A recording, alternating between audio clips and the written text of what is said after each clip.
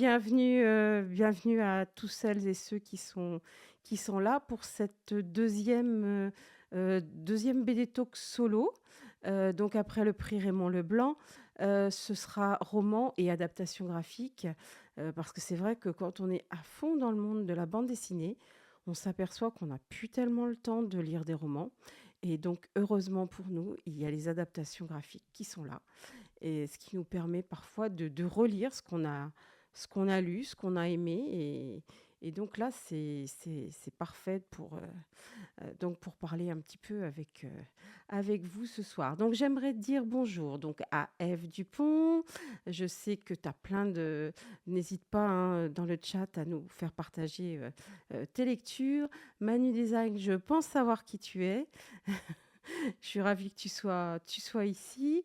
Azenlik, bonjour. Bonjour, mon petit poulet soja, sauce soja. Bonjour, Manu. Et puis, bah, Pam McCoy, bien sûr, toujours présent. Donc, bah, je suis ravie de pouvoir commencer cette émission, ce BD Talk. Alors, pour parler donc de ces adaptations graphiques, il fallait trouver un fil directeur, pas évident. Donc j'ai pensé que, parler de ces romans, de ces adaptations graphiques, alors non pas dans l'ordre de parution des adaptations graphiques, mais dans la date de parution du roman originel. Donc on va commencer, bah, au XVIIe siècle pour terminer, bah, très, très récemment. Donc ma pile est là. Alors elle touche pas par terre, mais elle est quand même, assez haute. Elle doit faire une bonne, soixantaine de centimètres. Donc on va voir ce que j'aurai le temps de vous présenter. Voilà, alors, pour débuter, j'avais envie de commencer avec, 2 frères qui sont vraiment, très très prolifiques, quand il s'agit d'adapter, des romans graphiques, enfin de faire des romans graphiques et donc voilà, je change de capture, bien sûr. Il y a un petit bug, mais c'est pas grave. Je vais tout de suite voilà, et je vais vous mettre le premier. Commençons donc par les premiers et par le premier. Voilà, bravo F. Dupont, les frères Brisy. Tu es toujours au courant de ce qui se passe. Et donc, en 1605, est écrit Don Quichotte de la Manche par Miguel Cervantes. Donc, vraiment un livre emblématique de la littérature espagnole. Et donc, les frères Brisy, bien sûr, en ont fait une magnifique adaptation graphique chez Daniel Maguen. Donc, ils l'ont sorti donc, en 2003. Donc, les frères Brisy, c'est Paul et Gaëtan. L'avantage, quand ils travaillent donc chez Maguen, c'est qu'en général, on a rapidement le droit à une exposition et donc c'est vraiment de toute beauté de voir leur planche. Si vous avez l'occasion d'aller chez Maguen à Paris, il faut vraiment profiter d'aller voir, pour en profiter pour aller voir leurs expositions. Donc voilà, donc Don Quichotte. Alors, Don Quichotte, ce qui est très intéressant donc dans ce récit, donc Don Quichotte, c'est donc un gentilhomme désargenté qui va partir sur les routes avec son compagnon Sancho Panza. Et enfin, ce qui est amusant, c'est qu'il est déconnecté de la réalité et donc il va voir les choses autrement que ce qu'elles sont donc réellement. Et pour marquer cette différence entre la réalité et les rêves de Don Quichotte, les frères Brizzi ont travaillé à la fois donc en noir et blanc et en couleur. C'est-à-dire que quand c'est... Voilà, je vais pouvoir en plus vous montrer. Voilà, donc les frères Brizzi donc, travaillent en noir et blanc quand il s'agit donc, voilà, là ils vous montrent la réalité. Mais par contre, quand il s'agit de montrer ce qu'imagine donc Sancho, Don Quichotte, Donc ils ont décidé donc de faire ça en couleur comme ils l'ont fait donc pour cette magnifique couverture et donc voilà et donc c'est là où on se retrouve avec de magnifiques planches mais comme toujours chez les frères Brizzi. Donc voilà, là c'est un album qui n'est pas uniquement en noir et blanc comme ça leur arrive régulièrement, mais donc à la fois de la couleur et cette alternance de planches en couleur et en noir et blanc, c'est vraiment très intéressant. Ça donne un bon rythme justement à cette adaptation qui est relativement fidèle. Alors ça fait longtemps hein, que j'avais lu le roman, mais j'ai retrouvé l'ambiance et vraiment c'est toujours un plaisir, voilà, de retrouver donc assez régulièrement les frères Brizzi, à peu près tous les 2 ans, parce qu'il faut quand même se rendre compte que c'est énormément de travail, puisque la plupart de leurs albums sont quand même assez épais et donc heu, voilà, si jamais vous ne connaissez pas le travail des frères Brizzi, il faut absolument que vous le découvriez. Voilà. J'avais envie de vous présenter alors ça, j'ai eu la chance d'ouvrir ma boîte aux lettres ce matin et de découvrir et voilà, ça, c'est le nouveau Frère Brésil. Il va sortir demain. J'ai juste eu le temps de le feuilleter. C'est vraiment, enfin voilà, on est là maintenant dans Shakespeare, on est passé en 1623. Donc Macbeth, qui va donc, commettre un régicide et qui va donc, Pam ouais, tu peux aimer la couverture, mais le reste, enfin, de ce que j'ai pu en feuilleter aujourd'hui, c'est vraiment, bah, c'est l'ADN des frères Brizzi, c'est vraiment très, très beau. C'est alors je vais vous montrer quand même quelques pages. Voilà, là aussi, il y a un tout petit peu de couleur, peut-être un petit peu moins, mais alors je vous montre ça tout de suite. Voilà, donc voilà ce que ça donne. C'est toujours, c'est toujours fait, voilà, l'avantage du traditionnel, euh, des visages qui sont toujours très très expressifs. Et donc là, ils ont repris alors un petit peu les couleurs du précédent album de Don Quichotte. Donc on retrouve le orange, mais cette fois-ci sans le bleu, parce qu'on avait surtout du orange et du bleu. Et donc là, on est plutôt dans des tons ocre-orange quand il s'agit d'alterner la couleur avec le noir et blanc. Et là, on se doute rapidement, comme euh, Macbeth, enfin, suite à son régicide, perd donc comment dire, pas sa mémoire, mais perd un peu ses capacités. Et donc là, vraiment, on voit voilà, le changement d'état d'esprit de Macbeth. Voilà. Donc voilà, ça, enfin voilà, je pense que ça va être un album que beaucoup d'entre vous vont avoir envie de regarder, feuilleter en librairie. Ouais, Manuel Design, c'est vrai que tu peux dire que les dessins sont élégants, mais les dessins sont toujours élégants chez les frères Brizzi.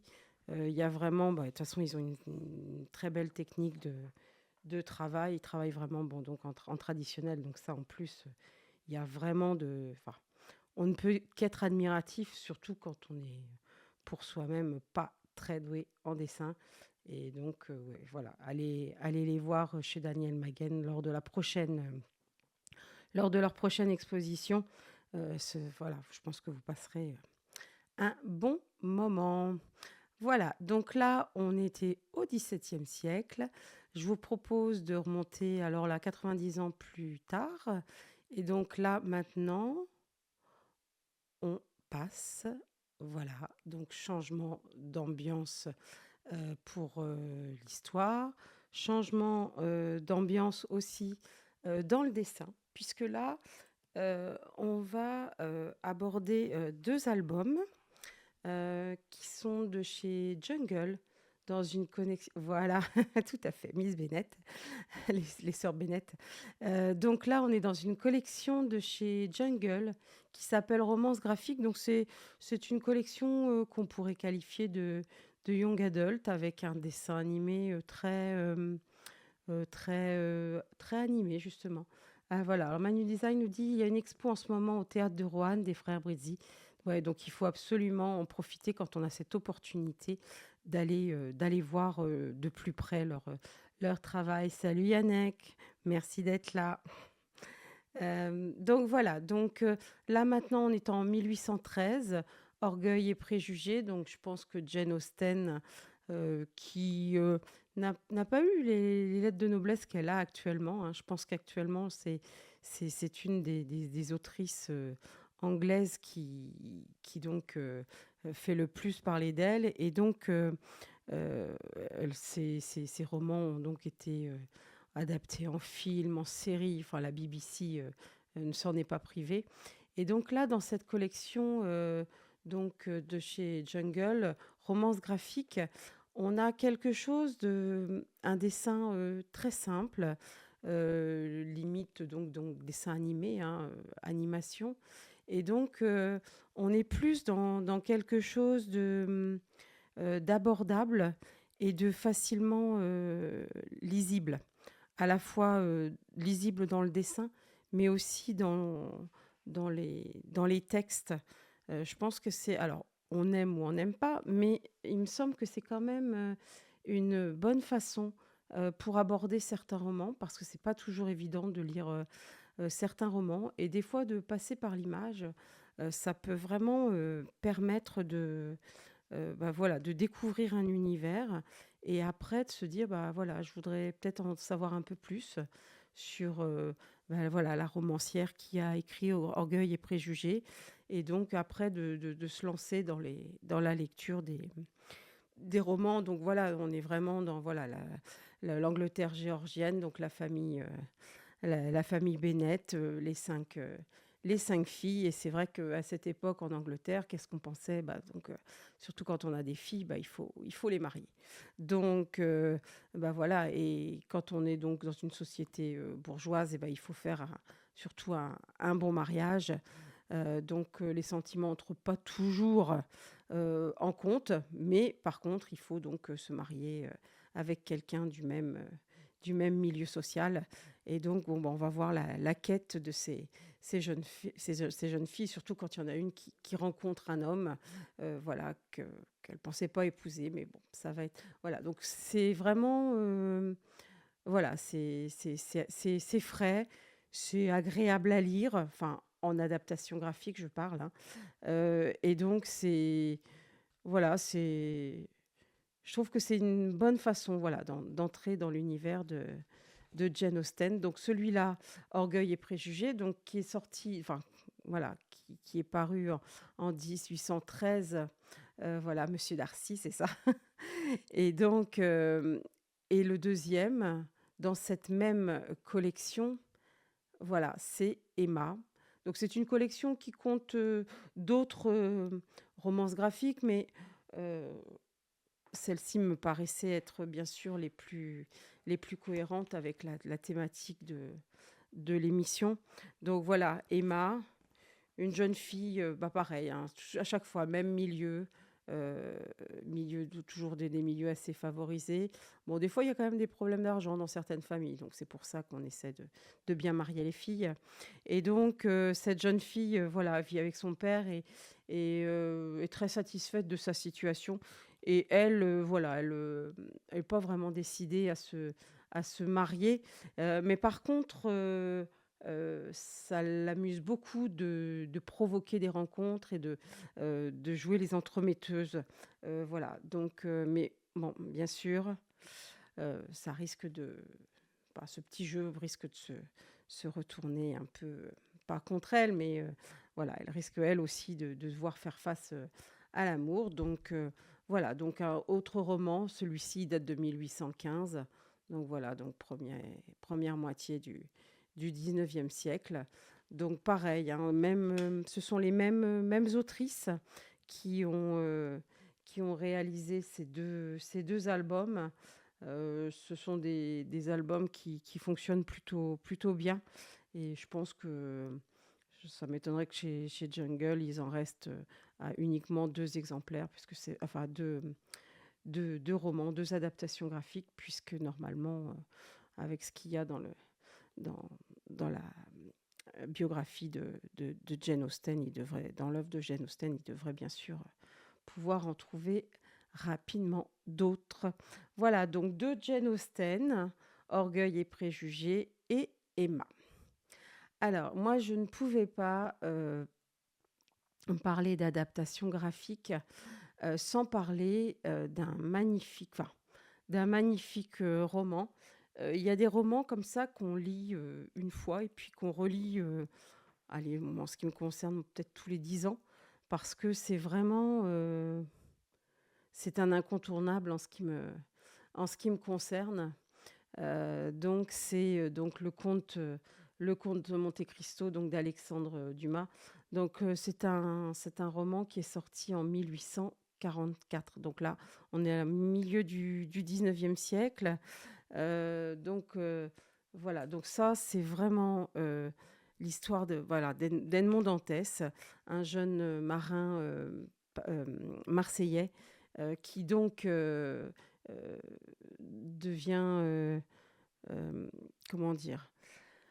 Un jeune marin qui, amoureux de Mercédès, suscite beaucoup de convoitises, ne serait-ce que par le poste de capitaine du navire qu'il réussit à obtenir. Et donc, 3 hommes, qui étaient, soi-disant ses amis ou des collègues, vont, profiter des changements politiques, de cette époque et donc vont écrire au procureur pour le dénoncer, suite à une escale qu'il a fait sur une île. Enfin bon, voilà, c'est vraiment alors ça, c'est vraiment le roman d'aventure. C'est plein de rebondissements. C'est vrai qu'Alexandre Dumas était vraiment très, très doué pour écrire ce genre de roman et donc voilà, cette adaptation en 2 tomes. Donc là, voici le la couverture du tome 1 et la couverture du tome 2.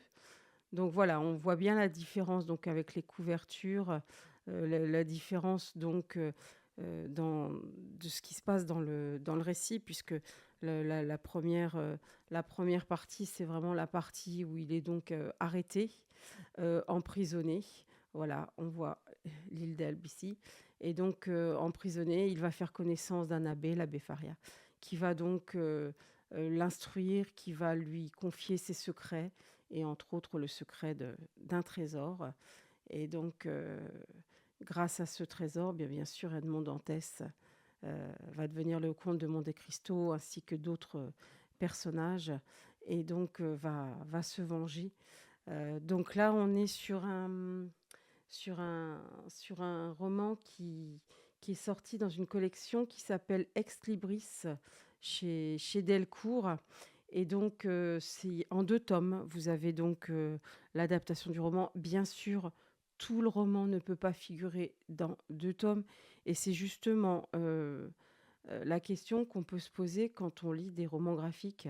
On ne peut pas s'attendre à avoir la totalité, de ce qu'il y avait dans le roman. Il a fallu que les auteurs fassent des choix.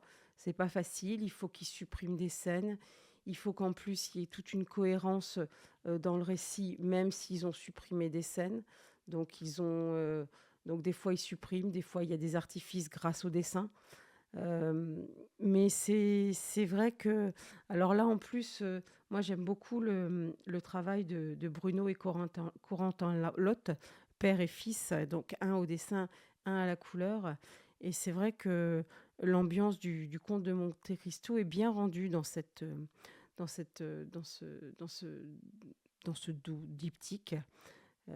Donc celui-là, vraiment à découvrir. Je trouve il est plutôt bien fait et je voulais en profiter justement aussi pour parler donc chez Delcourt, il y a cette collection qui s'appelle, Ex Libris et donc alors si vous allez sur le site de Delcourt, alors surtout si vous la cherchez ne la cherchez pas en adulte, cherchez-la en jeunesse. Parce que moi, je l'ai cherchée, je la trouvais pas, je me demandais où est-ce qu'elle pouvait se trouver et ils l'ont mise en jeunesse alors qu'en réalité, donc ce sont des adaptations graphiques, de classiques. Il y a au total plus d'une centaine d'ouvrages. Ça va de la Bible, à plusieurs, livres de Molière. On a le droit à, L'île au trésor de Stevenson, Poil de carotte de Jules Renard, je vous en cite quelques-uns, Le Père Goriot, de Balzac, Le tour du monde en 80 jours de Jules Verne. Donc c'est vrai que si on veut, aborder certains, alors c'est plus des classiques, hein, des classiques, mais pas uniquement des ça peut être des classiques aussi, 20e siècle, hein. Donc là où il y a toute une gamme vraiment, très, très, très, complète, puisqu'avec plus de 104 albums, on trouve facilement, à son goût pour découvrir, certaines, adaptations. Alors bien sûr, ce sont jamais les mêmes, scénaristes, ce sont jamais les mêmes, dessinateurs. Donc ça peut être, inégal en matière de dessin, mais de toute façon, le dessin, je pense que c'est quelque chose que, on n'apprécie pas tous de la même façon. Heu, on ne peut pas tous aimer, les différents dessins, donc voilà. Alors voilà, enfin une collection, très intéressante, pour aborder des adaptations, graphiques. La collection Ex Libris chez Delcourt. Alors, je vais continuer avec alors si j'ai aimé bien sûr, Le Comte de Monte Cristo, des autres albums que j'aime, vraiment beaucoup. Donc alors je vous remets, voilà, le tome 2 du Comte de Monte Cristo et alors, voilà, Au bonheur des dames. Alors là, vraiment, alors si vous aimez, les histoires de famille, alors là, avec, Zola et ses Rougon-Macquart, on ne peut, qu'être servi. Donc il y en a dans cette épopée, parce que c'est vraiment une épopée, les Rougon-Macquart. On a tous les milieux. C'est vraiment une analyse de la société, du 19e siècle. Donc le Bonheur des dames, ça a été écrit en 1883 et donc grâce, à ce roman, on découvre, l'arrivée des grands magasins à Paris, et donc c'est l'histoire de Denise, une jeune Normande qui, n'ayant plus ses parents, débarque à Paris avec ses 2 frères, un qui est en âge de travailler et un qui est beaucoup plus jeune et donc ils se retrouvent à aller chez leur oncle qui, en réalité, ne les attend pas vraiment, mais qui finalement, alors Yannick me met La Milady de Maupré, c'était une chouette adaptation des Trois Mousquetaires aussi. Alors je ne connais pas cette adaptation-là, faudrait que, bah, je me renseigne parce que c'est vrai que d'Agnès Maupré, je reconnais n'avoir lu que cet album-là. Voilà. Donc c'est vrai que alors ce qui est étonnant au départ dans cet album, c'est quand on voit cette couverture, on s'attend pas du tout à voir, autant de couleurs. Moi, au départ, c'est ce qui m'a un peu, au départ, j'étais un petit peu réfractaire en me disant: «Ouh là là, je m'attendais pas à voir autant de couleurs», il y a quand même dans le Paris de cette époque, il y a quand même beaucoup de grisailles, même si justement ces grands magasins vont amener, beaucoup de dentelles, beaucoup de tissus, beaucoup de fanfreluches, beaucoup de voilà et mettre à la portée alors je vais pas dire de toutes les femmes, mais de plus nombreuses femmes, vont mettre à la portée des vêtements et une surenchère en plus de vêtements et cette fameuse Denise, va donc, arriver chez son oncle qui tient un magasin, au Drap d'Elbeuf justement et donc elle se retrouve, à devoir travailler parce que bien sûr son oncle ne peut pas, l'entretenir, d'autant plus que le magasin de l'oncle est en train de complètement péricliter, puisque, bah, justement, il y a la concurrence des grands magasins, qui ont ouvert dans le quartier. Donc on est vraiment dans l'aménagement de Paris, dans le Paris du baron Haussmann, où vraiment on fait table rase du passé pour reconstruire voilà, de beaux immeubles, des avenues spacieuses, rectilignes.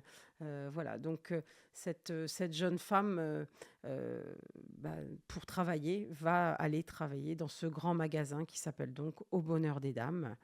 Et donc, elle va y rencontrer un certain Octave Moret, qui est le patron de ce magasin. Et donc, euh, et donc voilà, donc c'est vraiment, c'est un album, je vais vous montrer, voilà, quelques pages, voilà, donc là, voilà, alors donc il y a quand même le noir, comme on le voit sur la couverture d'ailleurs, hein, Denise au milieu, qui elle a sa tenue de vendeuse, qui peut pas du tout se permettre ce genre d'achat. Et donc là, voilà, les couleurs, des couleurs un peu pastel, mais qui en fin de compte, voilà, ces couleurs permettent de montrer la différence entre deux milieux. Voilà, les jeunes femmes qui travaillent donc dans le magasin, qui elles vont être habillées tout en noir. Et donc ces femmes, ces femmes qui font partie pour la plupart de la bourgeoisie, qui elles peuvent se permettre, voilà, d'aller dans dans ces magasins. Donc voilà un petit peu, voilà, quelques couleurs. Voilà, là on voit. Donc Au Bonheur des Dames, moi voilà, au départ qui m'avait un peu étonnée, puis en fin de compte j'ai trouvé qu'il était plutôt bien fait, et ça permet d'entrer dans les romans de Zola. C'est pas toujours évident d'entrer dedans. Euh, bon, je sais que des romans comme Germinal ou Nana permettent, voilà, cette collection-là, enfin, cette adaptation chez Casterman, je trouve est elle aussi une belle porte d'entrée. Voilà. Alors après, Au Bonheur des Dames, on va continuer cette fois-ci. Alors là, on change de siècle. On va passer donc au XXe siècle. Et cette fois-ci, alors les bandes dessinées que je vous propose ce soir, ce sont des bandes dessinées qui sont dans ma bibliothèque. Voilà, ce sont toutes celles que j'ai achetées ou que j'ai eu la chance de recevoir. Et donc, ce sont celles que j'ai lues. Il y en a forcément plein d'autres, hein.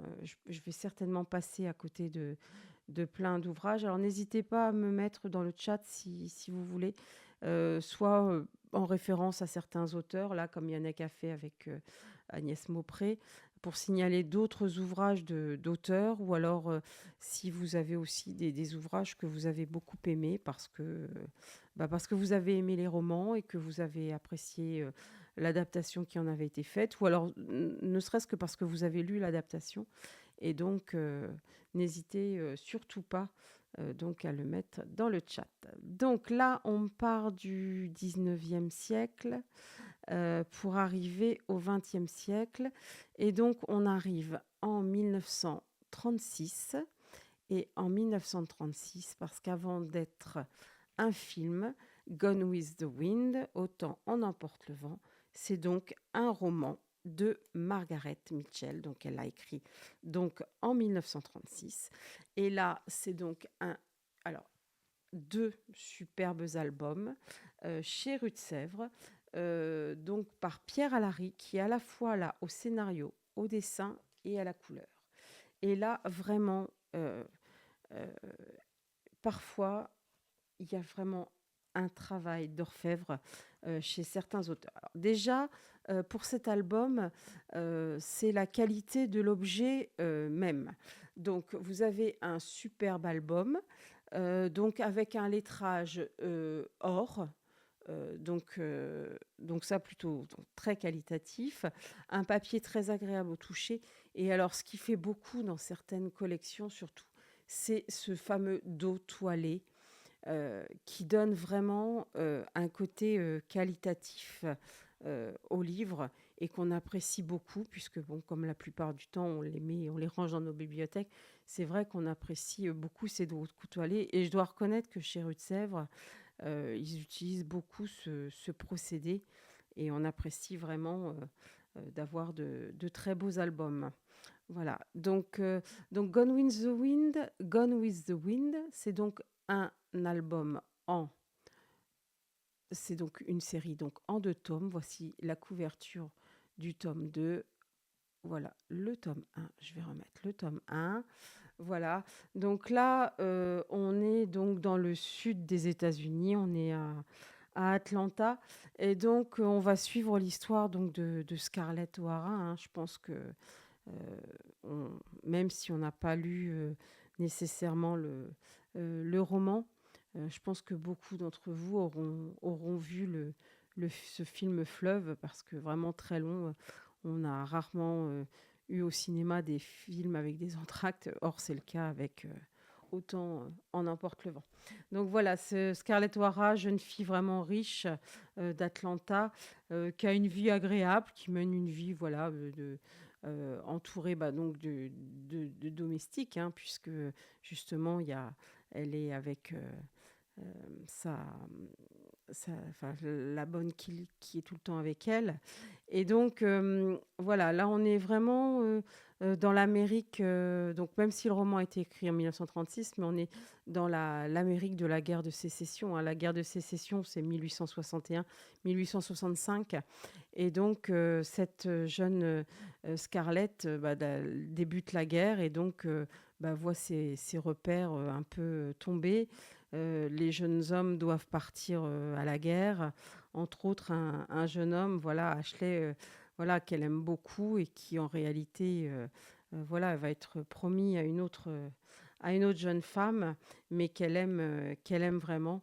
Donc c'est vraiment, enfin, oui, c'est une belle histoire. Alors, il faut bien sûr regarder cette histoire avec enfin, quand on la lit avec notre œil à nous, il faut bien voir que quand Margaret Mitchell l'a écrit en 1936, euh, il y avait encore de la ségrégation dans certains États du sud des États-Unis. Il faut la regarder, il faut regarder ces récits, alors qu'on trouve parfois datés de par voilà, le regard qu'il y a vis-à-vis des gens racisés. Enfin, voilà, il faut voilà, regarder ça ouais, vraiment autrement. Mais en ce qui concerne donc là, cette adaptation, c'est vrai que là, Pierre Alary en a fait vraiment un un magnifique travail. Et quand on regarde donc ces planches, on a vraiment, il a vraiment dessiné une très jolie Scarlett O'Hara.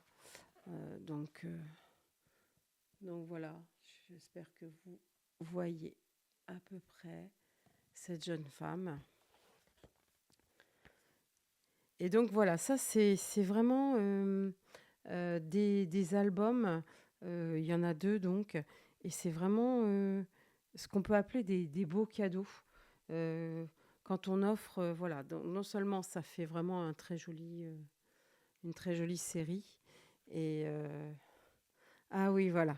Donc Yannick, mais j'avoue avoir préféré les Chalandons par Alary, mais ça reste du superbe travail. Oui, ça, on ne peut pas négliger que c'est un beau travail. C'est un travail de longue haleine, hein. C'est vrai que j'imagine que ça représente, enfin, il y a eu 2 ans entre les deux albums. On imagine tout à fait que c'est un travail qui prend sans problème quand on est à la fois au scénario, au dessin, à la couleur. Ça doit prendre facilement 4 années d'une vie. Et donc, il faut vraiment reconnaître que c'est vraiment de, un magnifique travail. Donc, je vous remets la couverture voilà, du tome 2. Voilà, donc là, avec Red Butler. Donc, une belle découverte, une belle lecture et surtout un beau travail rédactionnel de chez Rue de Sèvres.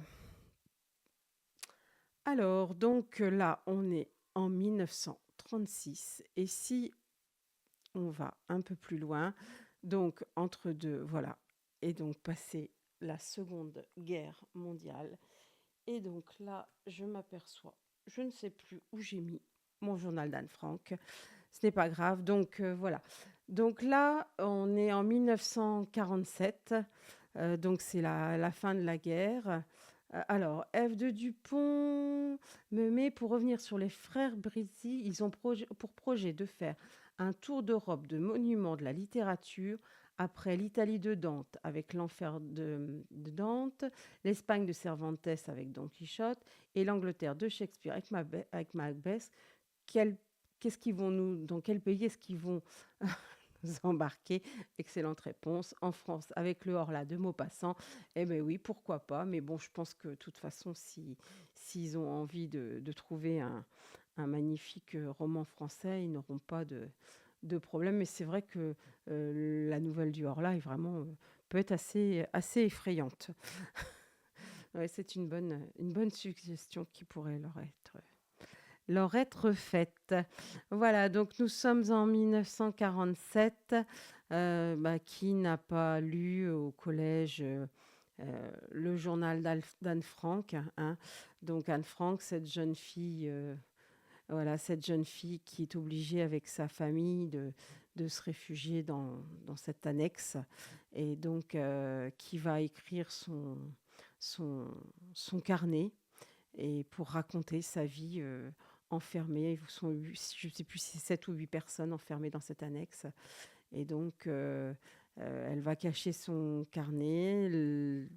Ces gens vont être déportés, bien sûr. Anne Frank est juive. Elle va être déportée après une dénonciation.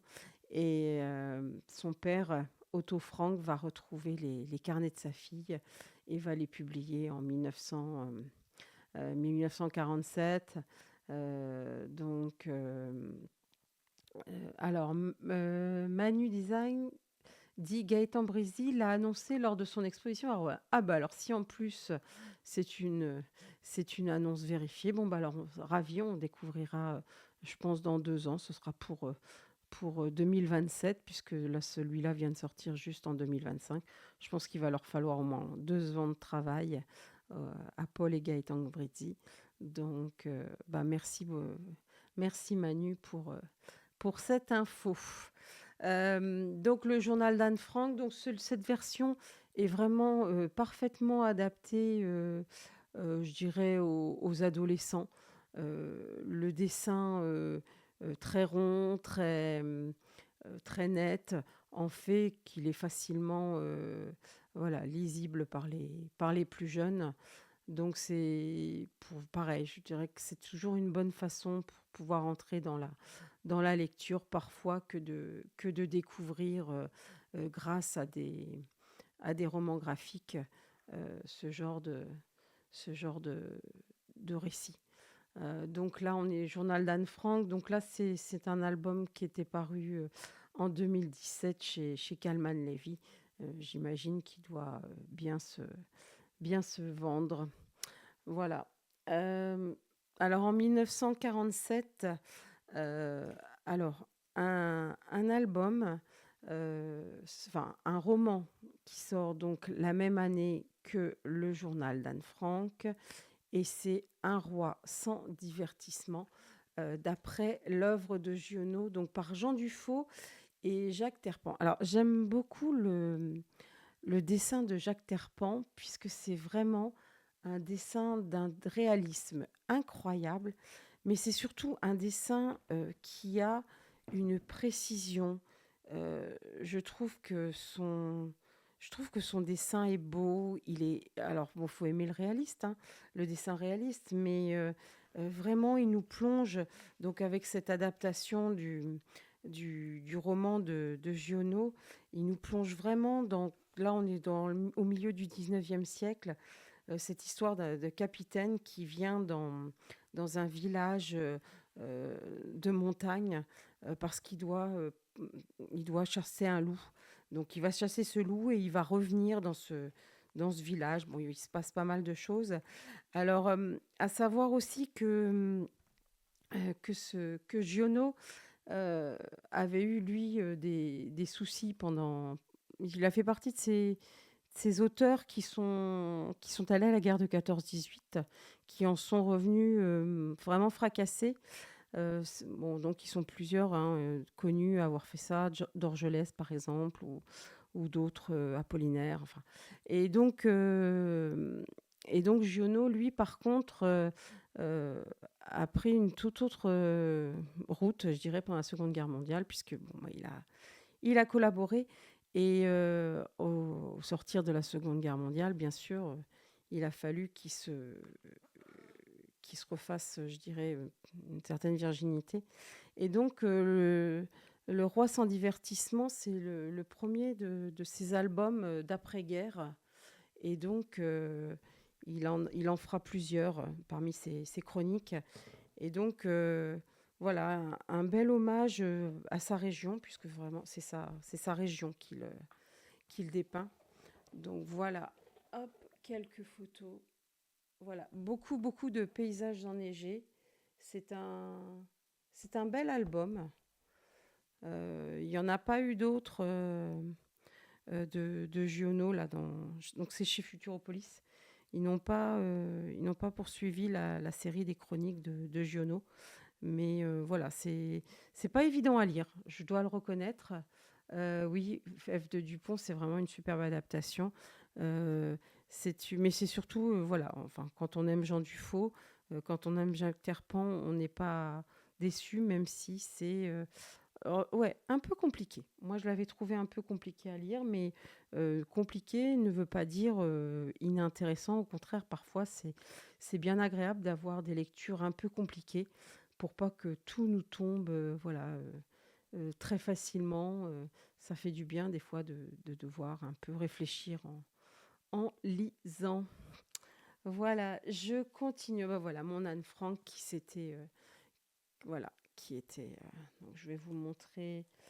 Voilà, donc oui, un dessin très, très simple pour vraiment parler aux plus jeunes qui voudraient aborder cette lecture.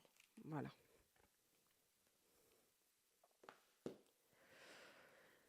Donc voilà, pourquoi compliquer cette lecture? Parce que j'ai pas trouvé que c'était un roman qui était facile à lire.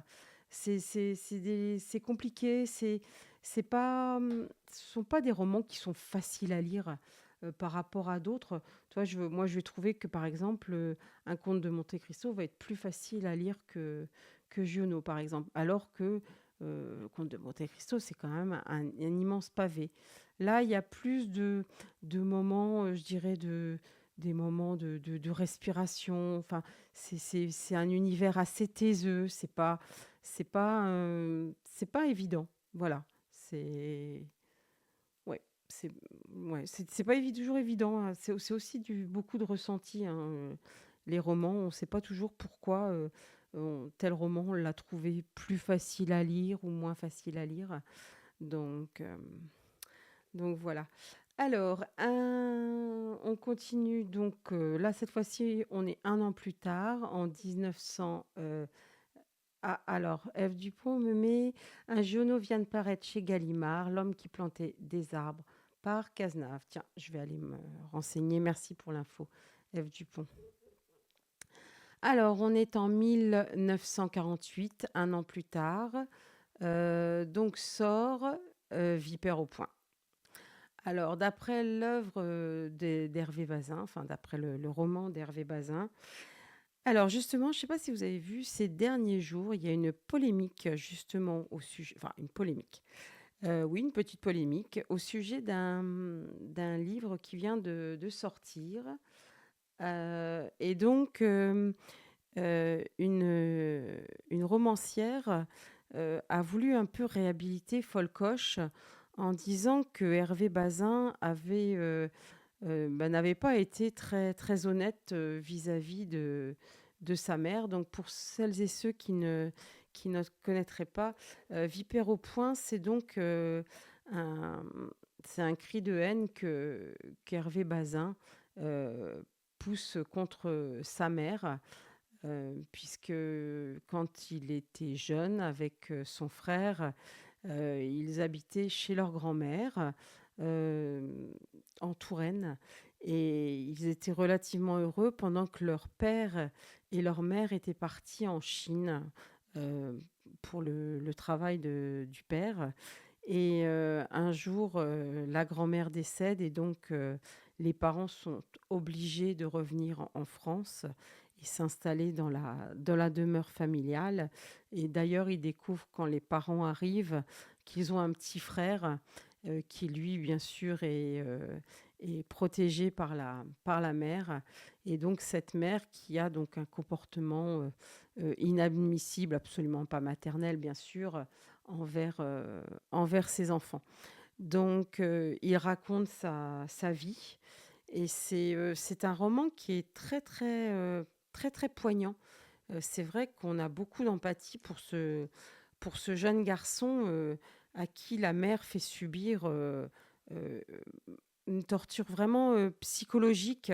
Bon, bien sûr, elle les bat, hein, comme, elle utilise le martinet, mais il y a aussi énormément de dénigrement et c'est vrai que quand on réalise, heu, que c'est enfin, ce qui fait drôle, c'est qu'on prend beaucoup, heu, parti pour ce jeune garçon, qu'on ne peut que plaindre et c'est vrai quand on voit donc ce livre qui vient de sortir et qui dit qu'apparemment il aurait, fortement exagéré, sa situation, c'est vrai que j'aimerais en savoir un peu plus, savoir mais pourquoi est-ce qu'il aura fait ça? Alors c'est vrai qu'il faut, on a souvent pensé que c'était, voilà très très autobiographique. Est-ce qu'il se pourrait en fin de compte que ce soit, que de la enfin un récit plutôt fictionné, qu'une autobiographie? Donc cet album, il est aussi chez Rue de Sèvres, et Frédéric Rebena avait fait, Bonjour Tristesse de Françoise Sagan, juste avant et donc là aussi, un très joli dessin, parfaitement adapté, je trouve à la période. Il y a beaucoup de sobriété, comme il devait y en avoir, dans dans le milieu, un milieu très privilégié quand même, mais où il n'y avait pas de place pour les extras, où c'était vraiment, on allait à l'essentiel. Ah oui, voilà, terrible image, voilà, la mère qui revient et qui décide de raser totalement les cheveux de ses fils.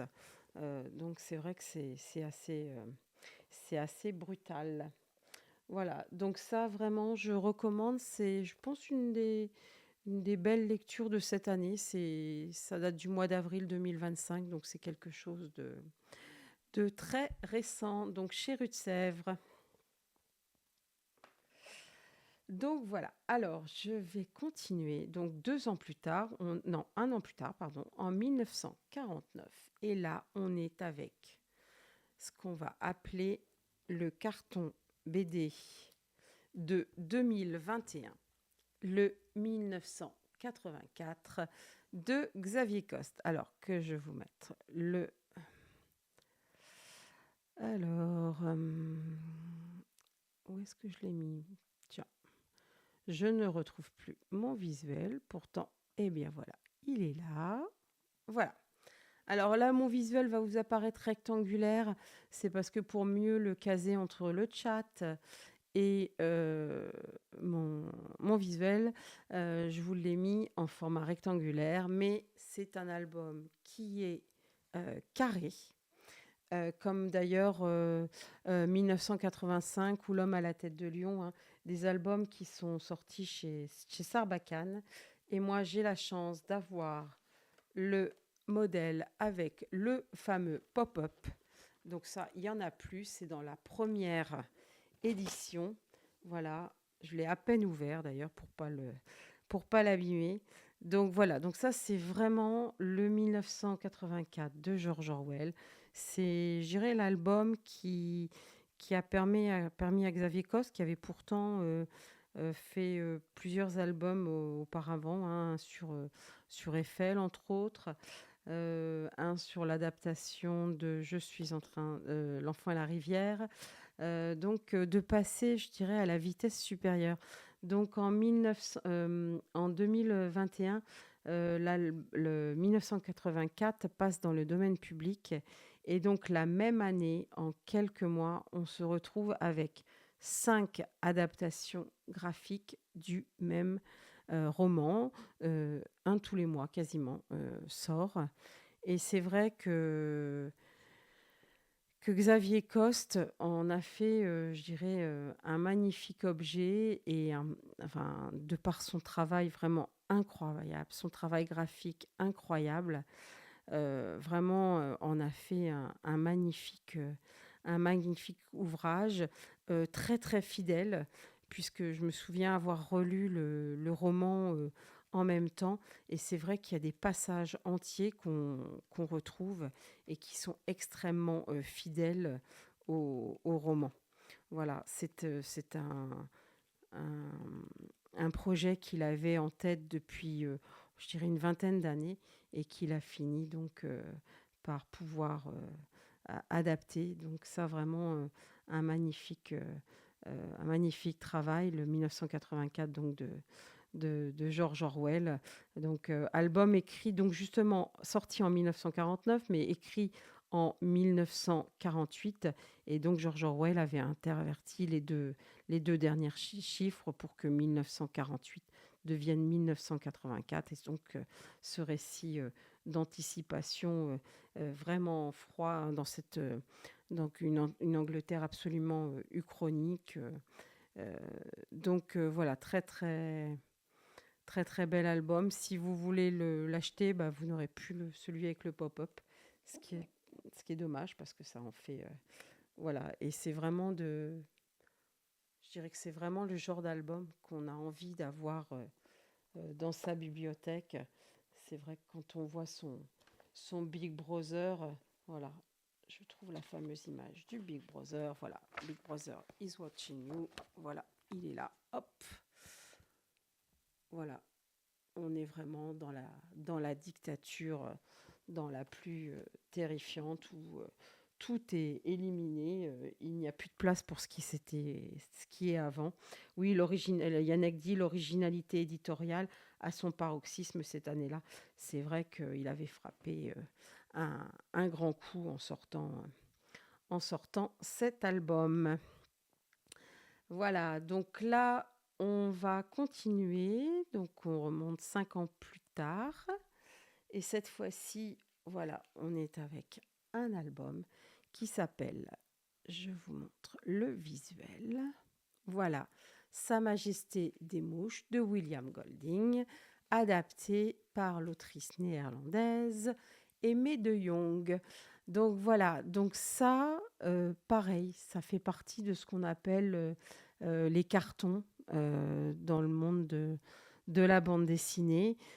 C'est vraiment un classique, cette histoire donc d'enfants qui sont dans un avion et avec quelques adultes, très peu. L'avion s'écrase, les enfants sont rescapés, les adultes meurent tous et donc les enfants se retrouvent sur une île. Sur une île, donc ce sont des enfants, il y a plusieurs âges, hein, ça va des plus jeunes qui doivent avoir 3-4 ans à des enfants un peu plus âgés, 12, 13, 14 ans. Et donc ces enfants se retrouvent donc sur cette île déserte et ben, vont devoir s'organiser entre eux pour pouvoir survivre.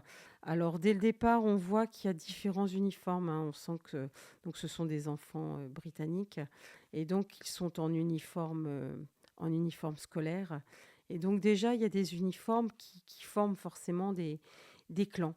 Voilà. Et donc les enfants vont apprendre à vivre, à survivre surtout, hein, trouver à manger. Les petits, bah, voilà, vont être obligés de se garder pendant que les grands vont aller à la chasse. Mais bien sûr, bah, tout, comme dans toute société, bah, rien ne se passe comme, même s'ils sont des enfants, même si de temps en temps ils créent des assemblées, même s'ils essaient de prendre la parole chacun à leur tour. Mais voilà, c'est un album qui est assez terrible, puisque en réalité, ils vont aller jusqu'au meurtre.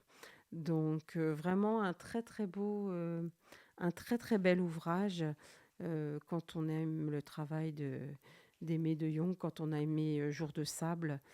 C'est vrai que On retrouve son magnifique dessin dans...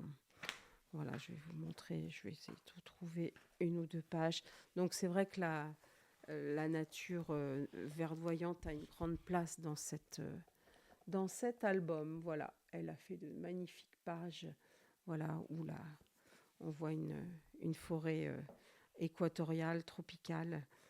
C'est vraiment très, très, très beau. Voilà, des enfants qui retombent à l'état sauvage. Voilà. Donc là aussi, je veux dire, une très belle adaptation du roman de William Golding. Alors, je continue. Alors, un autre album. Donc là, on était donc avec des enfants anglais. Et là, on va passer. On retourne aux États-Unis. On retourne dans une des périodes terribles des États-Unis, puisqu'on est encore en pleine période de ségrégation. Et donc, Ne tirez pas sur l'oiseau moqueur d'Harper Lee, adapté par Fred Fordham. Et donc, un livre ouais, qu'on peut qualifier de culte, d'autant plus qu'il a reçu le prix Pulitzer. Donc, il est sorti en 61 et la même année, il a été couronné donc, par ce prix Pulitzer.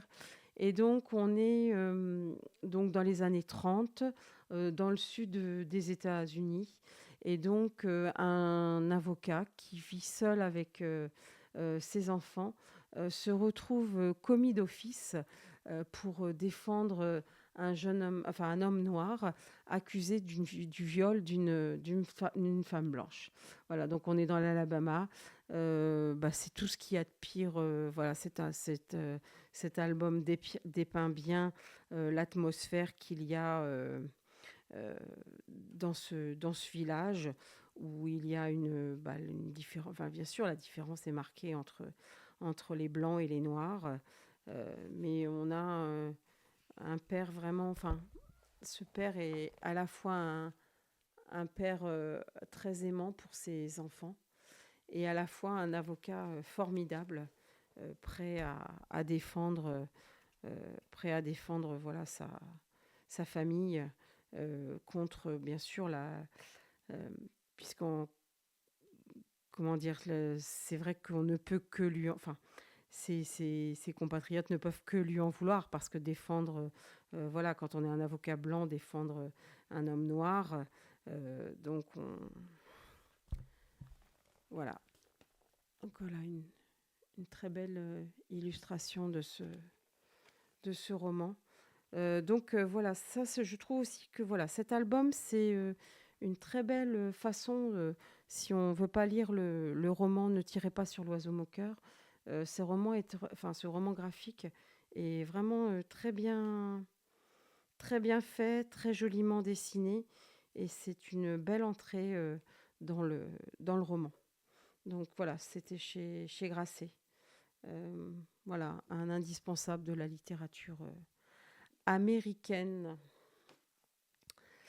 Voilà. Alors, je ne pouvais pas ne pas passer. Donc là, on était en 1960. Quand on avance un peu encore dans le temps, on est en 1972. Et je ne pouvais pas ne pas mentionner l'album suivant. Je vous mets son visuel. Voilà. Puisque, voilà, cet album, Watership Down, a été couronné avec le prix Comics 2025 de la CBD.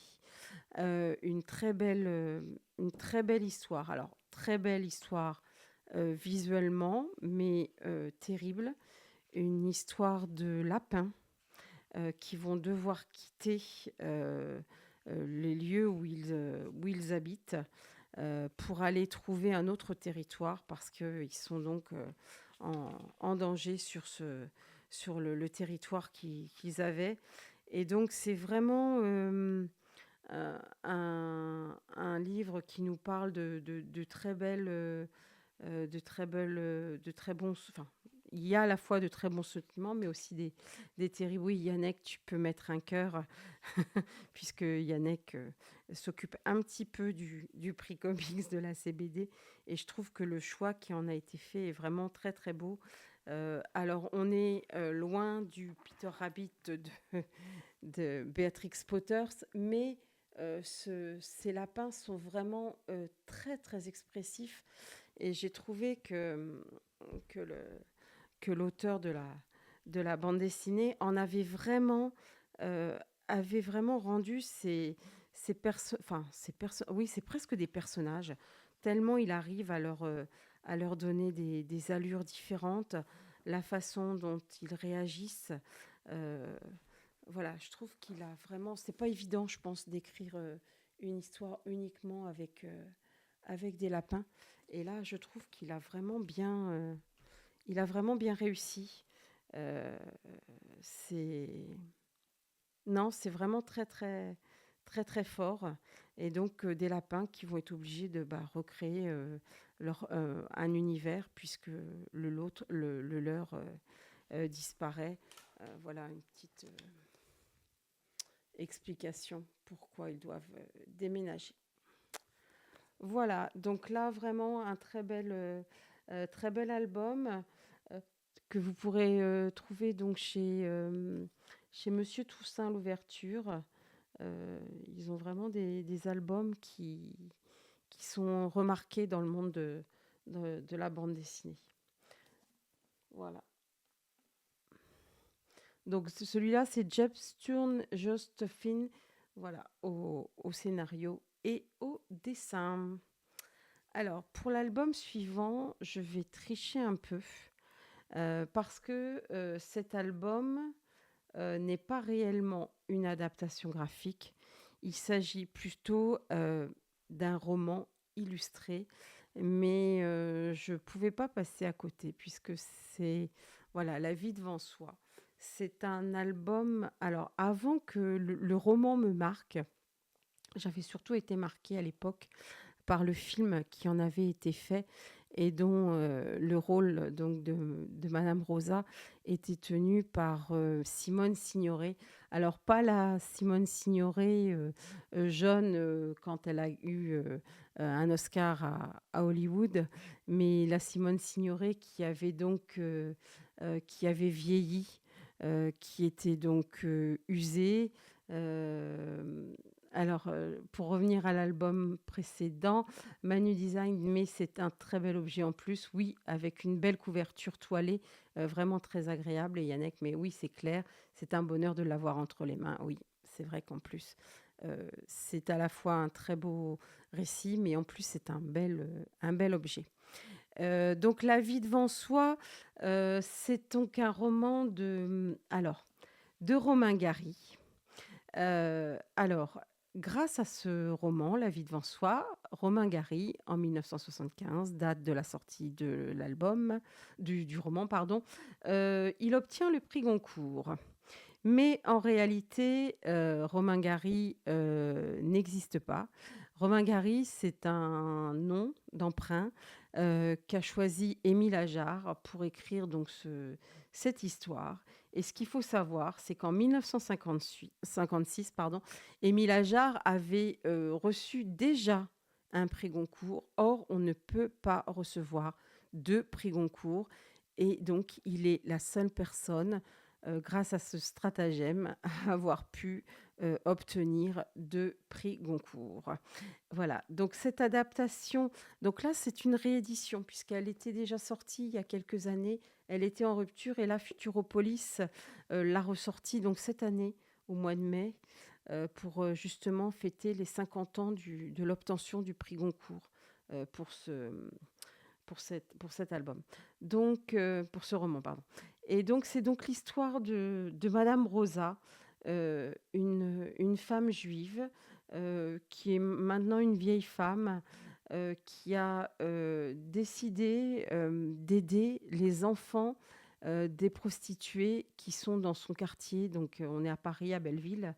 Et donc, elle a pris sous son aile des jeunes garçons, dont Momo, qui est vraiment très, très proche d'elle et on sent que cette femme, heu, fait tout ce qu'elle peut pour ses jeunes enfants, mais malheureusement pour elle, elle est en train de cette femme est en train de vieillir et une sénilité la guette et donc elle revit, ce qu'elle a vécu donc pendant la guerre puisqu'elle a été, elle a été déportée et parfois, madame Rosa a besoin de s'échapper et d'aller se réfugier, dans une cave. C'est le seul endroit où elle arrive à se je ne sais pas si c'est se rassurer, où elle se sent en sécurité puisque c'est dans une cave qu'elle avait dû, pourtant se se cacher et donc là, on voit qu'à la fin de sa vie, madame Rosa, descend de plus en plus, même si elle a du mal à monter et descendre les escaliers jusqu'à son 6e étage. Donc madame Rosa, voilà, va de plus en plus, s'enfermer, dans sa cave et donc Momo va la retrouver. Je ne vais pas vous en dire plus parce que donc c'est le roman dans son intégralité. Vous avez des pages donc entières de texte et donc à côté, des magnifiques illustrations de Manuel Fior. Alors elles sont toutes, dans les mêmes tons, hein, comme la couverture, du jaune, du ocre. Voilà, ça c'est la jeune femme qui prend un peu Momo sous son aile. Voilà, qui aura un rôle important à jouer dans la vie de Momo après. Donc voilà, ça c'est vraiment un magnifique album. Donc bien sûr, hein, ça ne se lit pas là comme une bande dessinée, puisqu'avec comme il y a l'intégralité du texte, bon bah il faudra quand même quelques jours pour lire ce très très bel album. Voilà, je trouve qu'il avait quand même toute sa place dans les adaptations graphiques, même si ça n'en est pas une. Euh, un petit commentaire de F. de Dupont. Autre œuvre remarquable, La promesse de l'aube, par Sfar. Oui, évidemment.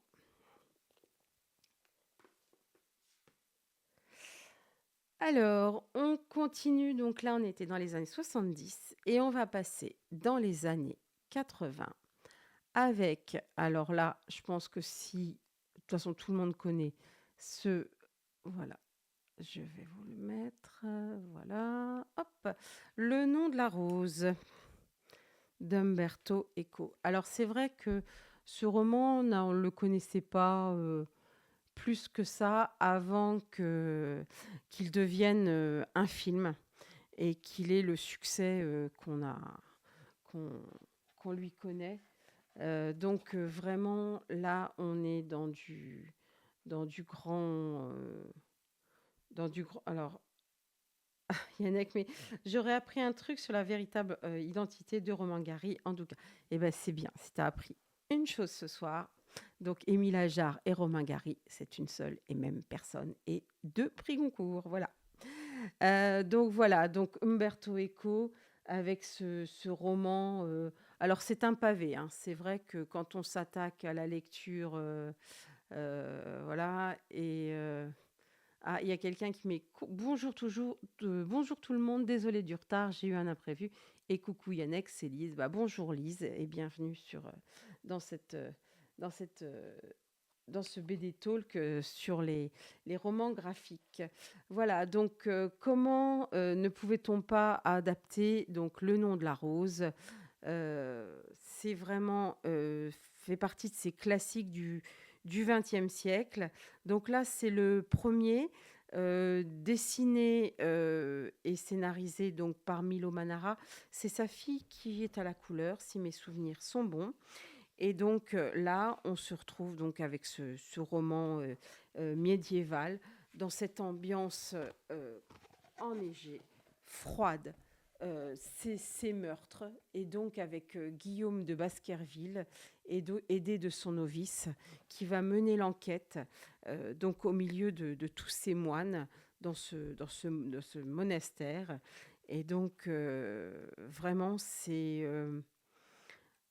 un bel ouvrage. Euh, il faut mais il faut dire qu'il y a des personnages, enfin, les personnages sont vraiment terribles, parce que c'est vrai que dans le monastère, il y a quand même certains personnages qui, on se demande ce qu'ils font au service de leur dieu. Euh, pour l'instant, le tome 1 est sorti il y a maintenant 2 ans. Pour l'instant, pas trop de suite. Donc, j'espère que ça ne tardera pas trop et que bah, Manara nous donnera la suite parce que, alors, je ne sais pas du tout en combien de tomes c'était prévu. Pour l'instant, il n'y en a qu'un. Je pense qu'il va en falloir quand même au moins trois, voire plus, euh, pour, euh, pour aller jusqu'au bout du roman. Ouais, très intéressant. Voilà. Et puis, c'est une façon de voir le nom de la rose autrement que par le roman ou par le film. Voir la série, puisqu'il y a aussi eu une série. Voilà, alors là, on va rester un peu dans le même style de roman, puisque là, on va hop, passer au pilier de la Terre. Donc, c'est la même année de sortie. Euh, donc là, on était donc dans Les Piliers de la Terre. On est en 1980 et donc oui, c'est ça, même année, 1980. Ken Follett sort donc là aussi plus de 1000 pages. Je ne sais plus si c'est 1000 ou 1200 pages. Et donc Ken Follett sort les Piliers de la Terre. Et donc c'est un magnifique ouvrage.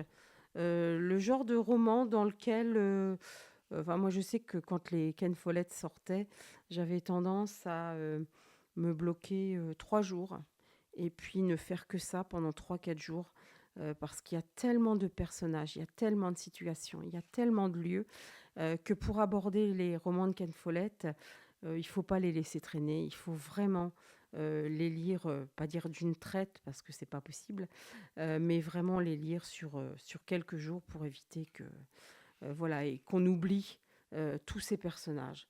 Et donc, là, on est vraiment dans le siècle des bâtisseurs de cathédrales. Et donc, c'est vraiment une œuvre monumentale. Et il fallait avoir le courage de s'attaquer à ces piliers de la terre. D'ailleurs, c'était un peu compliqué puisque Ken Follett a refusé de nombreuses offres avant d'accepter celle de Didier Alcante. Alors Didier Alcante, c'est la bombe, hein. Et puis son comparse belge Steven Dupré. Finalement, leur projet a été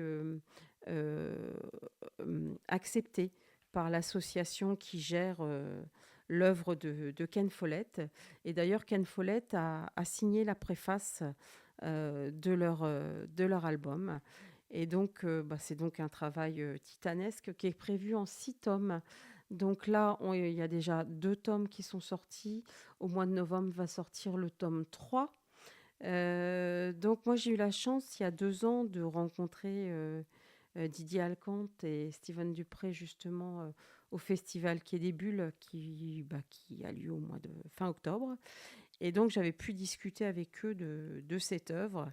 Et c'est vrai ils ont été entourés pour réaliser cette œuvre, entre autres un professeur d'histoire qui relit leur travail et qui travaille avec eux afin de vérifier la véracité de leurs dessins et de leur interprétation. Parce que, alors il faut savoir qu'ils ont été obligés pour la compréhension de l'ouvrage de remanier un peu les scènes. Elles ne sont pas tout à fait dans le même ordre que les scènes du roman.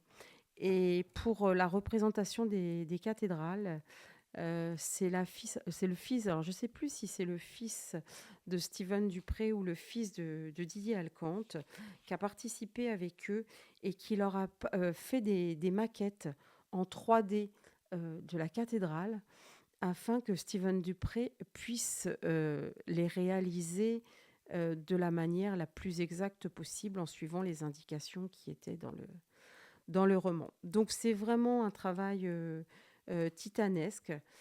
Ça va être un plaisir pendant 6 années, enfin au mois d'octobre-novembre, de retrouver cette série. Alors donc là, je vous ai montré la couverture du tome 1. Voici la couverture du tome 2, puisque bien sûr, Jack le bâtisseur est un homme qui cherche du travail. Il est avec sa femme, sa fille et son fils. Il cherche du travail, il n'en trouve pas. Euh, la, Ça devient compliqué pour la famille. La mère meurt. Et là, Jack va devoir retrouver du travail. C'est pas évident. Alors, il y a plein de. C'est à la fois une histoire de famille. Alors, il y a la famille de Jacques le bâtisseur, mais il y a aussi la famille du comte. Je cherche le nom, mais je vais pas le retrouver, mais c'est pas grave. Il y a le prieur Philippe, l'archidiacre Valran, qui est absolument atroce comme personnage. Vraiment, c'est à la fois un roman d'aventure, c'est un roman historique, c'est un roman. Il y a tout ce que, enfin voilà, tout ce que j'aime moi dans la bande dessinée, je l'ai retrouvé dans cette série. Donc la couverture du prochain tome, c'est celle-ci. Si j'arrive à vous la montrer. Alors attendez. Non. Voilà, ça c'est la couverture du tome 3 qui va bientôt sortir puisque voilà, une cathédrale va prendre feu. Vous voyez avec le tome 2, on voit la cathédrale qui prend feu. Voilà, et donc après les ruines de la cathédrale, il va falloir reconstruire cette cathédrale. Et donc Jack le bâtisseur avec son fils va donc s'atteler à ce qui est la tâche d'une vie, hein. Les bâtisseurs de cathédrales, c'était le travail de toute une vie. Donc très très belle série en cours. Et donc il y en a encore pour 3 ans. Voilà.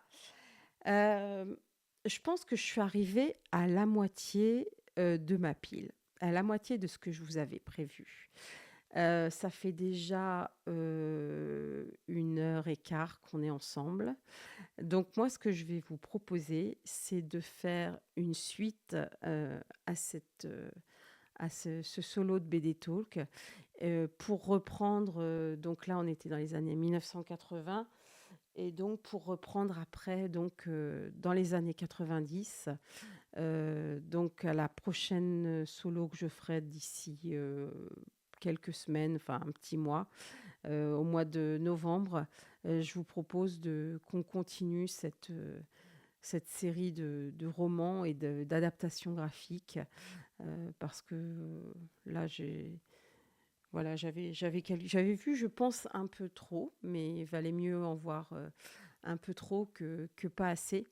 Donc, si ça vous va, je vous propose donc qu'on se retrouve dans un mois. Je vous remercie d'avoir suivi ce solo. La semaine prochaine, vous le verrez sur le slide de fin, mais la semaine prochaine, c'est Marie qui animera cette émission solo. Merci Pauline, super et très intéressant, ça me fait plaisir. Donc, merci à vous tous, je vous souhaite une bonne soirée et puis portez-vous bien et puis à la semaine prochaine avec Marie. Bonne soirée à tous.